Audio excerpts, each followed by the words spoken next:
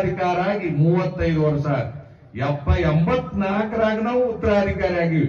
ಆಗಿಂದನೂ ಇಲ್ಲೇನು ಕೆಲವರೊಳಗೆ ನಡೀತದ ಅಂತ ಕೇಳ್ತಿದ್ದೀವಿ. ಹೋದ ವರ್ಷ ಬಂದೀವಿ.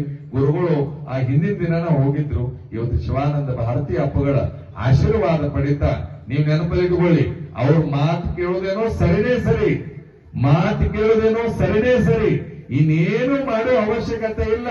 ಸಾಕು ನೀವು ಶಿವಾನಂದ ಭಾರತಿ ಮಹಾರಾಜಕ್ಕೆ ಜೈ ಅಂತಂದ್ರ ನಿಮ್ಮ ಜೀವನ ಪಾವನ, ಮುಗಿತೀನೇನು ಇಲ್ಲ. ಶಿವಾನಂದ ಭಾರತೀಯವರ ಅಪ್ಪಗಳ ಬಗ್ಗೆ ಭಜನೆ ಮಾಡಿದ್ರೆ ಸಾಕು, ನಿಮ್ಮ ಜೀವನ ಪಾವನ. ಇದಕ್ಕಿಂತ ಇನ್ನೇನು ಬೇಕಾಗಿಲ್ಲ. ವೇದಾಂತ ಅಂತಂದ್ರೆ ನೆನಪಲ್ಲಿಟ್ಟುಕೊಳ್ಳಿ, ಸಮರ್ಪಣೆ ಆಗಿಬಿಡೋದು. ಸಮರ್ಪಣೆ ಆಗಿ ಮಾತಾಡ ಆಗಬಾರದು. ನೆನಪಲ್ಲಿಟ್ಟುಕೊಳ್ಳಿ, ಮೊದಲ ಹಾಲಿರ್ತದೆ. ಮೊದಲ ಹಾಲು ಹಿಂಡ್ತಿರಲಿ ಮುರಾಗ ಹಾಲು ಮುಂದೆ ಏನಾಕೈತಿ, ಮೊಸರು ಮಾಡ್ತೇನೆ. ಮೊಸರು ಕರೆದ ಮೇಲೆ ಮುಂದೆ ಏನು ಬರ್ತೈತಿ, ಕೆಲವರೊಳಗೆ ಏನ್ ತಿನ್ನ. ಆಯ್ತಾ, ನಾನ್ ನಿಮಗೆ ಕೇಳಾಕತ್ತೀನಿ, ತುಪ್ಪ ಬೆಣ್ಣೆ ಮಾಡ್ತೀರಿ, ಬೆಣ್ಣೆ ಮಾಡಕ್ಕಾಕೈತಿ ನಿಮ್ ಕಡೆಯಿಂದ, ಬೆಣ್ಣೆ ಮೊಸರು ಮಾಡಕ್ಕಾಕೈತಿ, ಮೊಸರ ಹಾಲು ಮಾಡಕ್ಕಾಕೈತಿ ಇಲ್ಲಲ್ಲ. ಹಂಗ ಶಿವಾನಂದ ಭಾರತಿ ಅಪ್ಪುಗಳು ಅಂತಂದ್ರೆ ತುಪ್ಪ ಇದ್ದಂಗ. ನೆನಪಲ್ಲಿಟ್ಟುಕೊಳ್ಳಿ, ಆ ತುಪ್ಪ ಆಗಿರುವ ಗುರುವಿನಲ್ಲಿ ಸುಮ್ಮನೆ ನಾವು ಒಪ್ಪಿಸಿಕೊಂಡು ಅವರ ಭಜನೆ ಮಾಡಿದ್ರೆ ಸಾಕು. ಯಾಕಂತಂದ್ರೆ ಇವತ್ತು ಏನೇನು ಬೇಕಾಗಿಲ್ಲ, ಅವರ ನಾಮಸ್ಮರಣೆಯೇ ನಿಮ್ಮ ಬದುಕಿಗೆ ಅರ್ಥವನ್ನ ಕೊಡ್ತದೆ ಅನ್ನೋ ಮಾತನ್ನ ಹೇಳ್ತಾ, ನೀವು ಅನ್ಕೊಂಡಿರಿ ಬಹುಶಃ ಕೆಲವರಿನ ಸದ್ಭಕ್ತರು ಸ್ವಾಮಿಗಳು ಮಾತಾಡಕ್ ಬರೀ ನಾವೇನೋ ಒಂದ್ ನೆಪ, ಯಾವುದೋ ಒಂದು ನೆಪದಿಂದ ನೋಡೋದು, ಗುರುಗಳು ದರ್ಶನ ಪಡೆದು ಹೋಗೋಣ ಅಂತ ಹೇಳಿ ಬಂದೀವಿ. ಬಹಳಷ್ಟು ಸಂತೋಷ ಆಯ್ತು. ಆ ಸಂತಿ ಬಿಟ್ಟ ನೀವು ಈ ಆಧ್ಯಾತ್ಮದ ಸಂತಿಗೆ ಬಂದಿದ್ದೀರಲ್ಲ, ನಿಮ್ಮ ಬದುಕು ಬಂಗಾರ ಆಗ್ತದೆ ಅನ್ನೋ ಮಾತನ್ನ ಹೇಳ್ತಾ ನನ್ನ ಮಾತಿಗೆ ವಿರಾಮ ಕೊಡ್ತಾ ಇದ್ದೇನೆ. ಜಯ ಗುರುಷಾ. ಭಾರತೀಯ ಅಪ್ಪುಗಳು ಕೃಷ್ಣ ಪರಮಾತ್ಮ ಎಲ್ಲಾ ಕಡೆನೂ ಕಾಣಿಸ್ಕೊಳ್ತಿದ್ದಂತ. ಹಂಗ ನನಗನಿಸಿದ ಮಟ್ಟಿಗೆ ಎಲ್ಲಾ ಮಠಗಳಿತ್ತು, ಎಲ್ಲಾ ಕಡೆನೂ ಕೂಡ ಏಕಕಾಲದಲ್ಲಿ ಕಾಣಿಸುವಂತ ಅಪರೂಪದ ಗುರುಗಳು ಶಿವಾನಂದ ಭಾರತೀಯ ಅಪ್ಪುಗಳು. ಬಹುಶಃ ನಿಮಗೆ ಗೊತ್ತಿರಲಿ, ಶಿವಾನಂದ ಭಾರತೀಯ ಅಪ್ಪುಗಳು ಇಲ್ಲ ಅನ್ಕೊಂಡು ಯಾರೂ ಇರಂಗಿಲ್ಲ, ಎಲ್ಲರ ಕಡೆನೂ ಅವರು ಇರ್ತಾರೆ. ಯಾಕಂತಂದ್ರೆ ಅವರು ಕರುಣಾ ಸಮುದ್ರರಾಗಿರ್ತಾರೆ.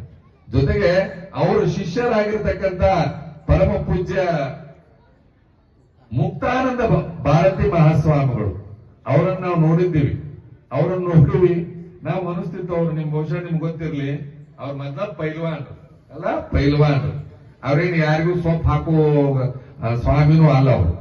ಆಮೇಲೆ ಅವ್ರು ಕರೆಕ್ಟ್ ನನಗೆ ಅನ್ಸಾಕತ್ತದ ಹೆಂಗಂತಂದ್ರೆ, ಸದ್ಗುರು ಸಾಕಿದ್ದ ಮದ್ದಾನೆ ಬರುತ್ತಿದೆ, ಎದ್ದು ಏಳಿರಿ ನಿತ್ಯ ನಿಂದಕರೆ ಅಂತ ಹೇಳಿ ಏನು ಬರೋದಲ್ಲ, ಅದಕ್ಕೆ ಅನ್ವಯ ಯಾರು ಅಂತಂದ್ರೆ ಪರಮ ಪೂಜ್ಯ ಮುಕ್ತಾನಂದ ಭಾರತಿ ಮಹಾಸ್ವಾಮಿಗಳು.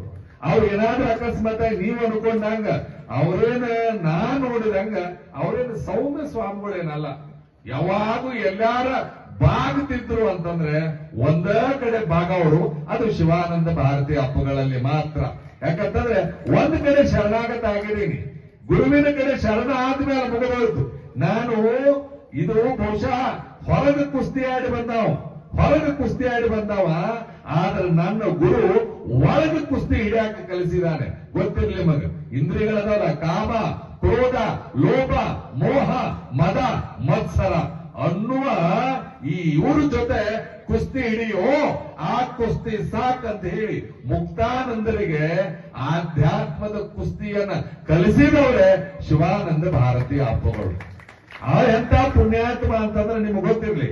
ನೀವು ಅನ್ಕೋಬಹುದು ಅವ್ರು ಇರ್ಬೇಕು, ಇಷ್ಟ ಇದ್ದವರು ನಾವು ಅಂತೀವಿ. ಕರೆ ನಮ್ದು ಎಷ್ಟು ದಿನ ಇರ್ಬೇಕು ಅಷ್ಟು ದಿನ ಇರ್ತೀವಿ. ಮಾತಾಡ ಹಂಗಾಗಬಾರ್ದಾಗಿತ್ತು, ಹಿಂಗಾಗಬಾರ್ದಾಗಿತ್ತು. ನೀವ್ಯಾರು ಅದನ್ನ ಹೇಳೋರು? ನಮ್ಮ ಕಡೆ ಏನೂ ಇಲ್ಲ. ಆದ್ಮೇಲೆ ಹೇಳಾಕ ನೀವ್ಯಾರು? ಮತ್ತೆ ನೀವೇನ್ ತಂದವರು, ಕೊಟ್ಟವರು, ಏನ್ ಮಾಡಿದವರು? ಇಳೆ ನಿಮ್ಮ ದಾನ, ಬೆಳೆ ನಿಮ್ಮ ದಾನ, ಸುಳಿದು ಸೂಸುವ ಗಾಳಿ ನಿಮ್ಮ ದಾನ. ನಿಮ್ಮ ದಾನವನ್ನುಂಡು ಅನ್ಯರ ಪೊಗಳುವ ಕುಂದಿಗಳಿಗೆ ನೆಂಬೆ ರಾಮನಾಥ. ಎಲ್ಲವೂ ಅವ ಕೊಟ್ಟ ಮೇಲೆ ಆಯುಷ್ಯನೂ ಅವನ ಕೊಟ್ಟಿರ್ತಾನಲ್ಲ.